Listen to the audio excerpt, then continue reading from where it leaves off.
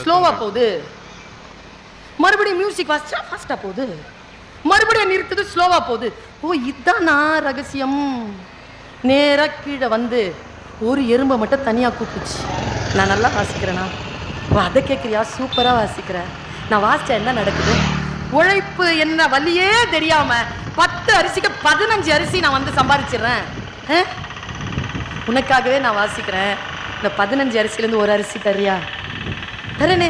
தொடர்ந்து வாசிப்பியா? தொடர்ந்து வாசிக்கிறேன். சாயந்தரம் வரைக்கும் வாசிக்கிறேன். ஓகே. இப்படி 10,000 எறும்போட பேச்சுவார்த்தை முடிச்சிருச்சு.